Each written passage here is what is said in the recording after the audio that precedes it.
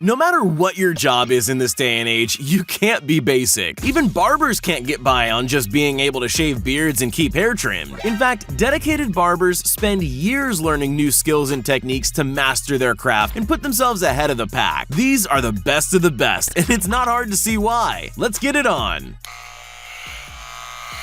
I like your cut, G. Nails and hair often go hand in hand, and there are plenty of strange techniques popping up in manicures all the time. This one is particularly strange. It uses some kind of mini electric spinning tool that seems to work in a similar way to sandpaper. You basically just grind everything down to shape your nails, including bits of hopefully dead skin. Where do these people learn to be this precise? And then they go on to paint whole works of art in miniature on their nails, which really does seem impossible. There's a reason artists don't work on such a small scale.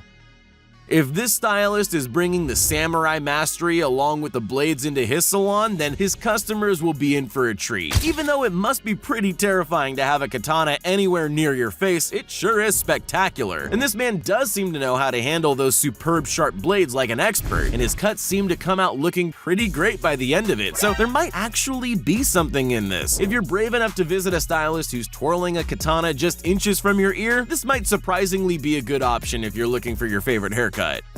When I have a stranger using a pair of scissors within an inch of my face, I usually want them to take their time and make sure they're cutting the right things. But I get that not everyone has that kind of time. So for those of you who have a more relaxed attitude and a busy schedule, I've found your man. He's so much faster than any barber I've ever seen. I don't even know how it's possible to cut hair as fast as that and not destroy it. Never mind making the style look good. He's obviously an expert though, and he seems to have his techniques that help him be precise while working at a superhuman speed. You know how sometimes you see someone at work and you can't tell if they're a genius or completely insane? Prepare yourself for that. This Spanish stylist makes use of every terrifying haircutting technique you can imagine, and even some you can't. He's got katanas, Wolverine-style knives, multiple pairs of scissors at once, fire, claws he sticks to his fingers, and lasers which I'm very tempted to call lightsabers. Then he takes all these terrifying yet dazzling tools and performs at speed just to be even more terrifying. But as I said, he might just be a mad genius.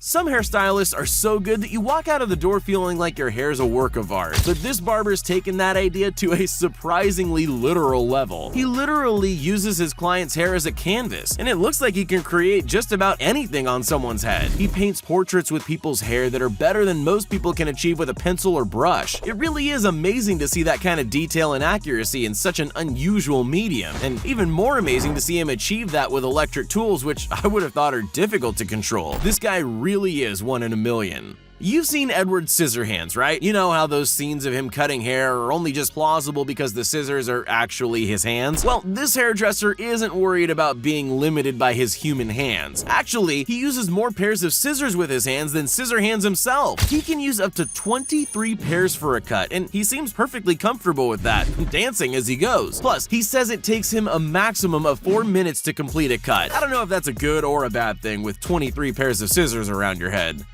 One of the key things anyone should look for in a barber is precision. After all, if you wanted an average shave, you could do it yourself for free. No, the men going to barbers are looking for perfection, and this barber delivers. Just look at that blade handling, that accuracy, that swooping line, and they even go to the drastic but expertly executed measure of waxing the excess hair they're not happy with to ensure their perfect shave lasts. Now that's the kind of barber you need in your life.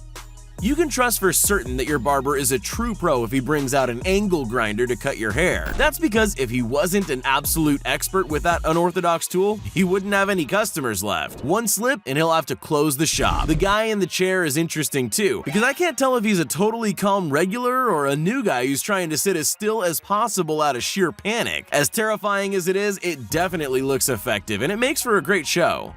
I would have thought that if a barber came out with a flamethrower, that your best option would be to run screaming, but apparently I'd be wrong. Some barbers have invented techniques that allow them to trim hair with fire. Actual fire on your hair. Now, I don't know how they do it, but it does look like they use alcohol in spritzer bottles to create bigger clouds of fire. I don't know if it's more effective than scissors, it might be, but regardless, it's definitely more impressive and entertaining, and sometimes that's the best reason to give something a go. Also, it's a surefire way to prove you're more brave than the rest of us.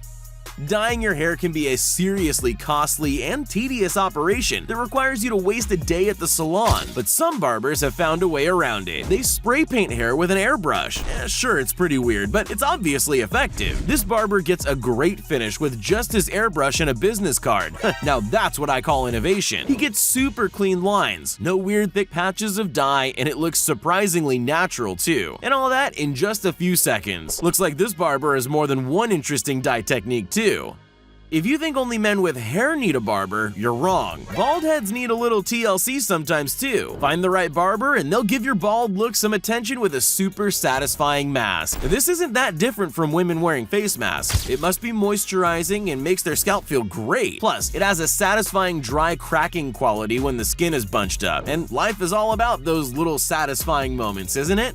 Not everyone wants the bald look. Luckily, balding isn't an issue anymore with barbers like this in the world. This amazing technique removes those thinning hairs and replaces them with a thick mop of hair that doesn't look like it's coming off the way old toupees used to. This barber is so precise too, measuring exactly where this guy's new hair needs to go, smoothing out the surface, placing it perfectly, then styling it expertly so that guy looks super stylish with his new hair. It looks amazingly natural as well. I would never guess that hair didn't always belong to that guy. Plus, it looks great.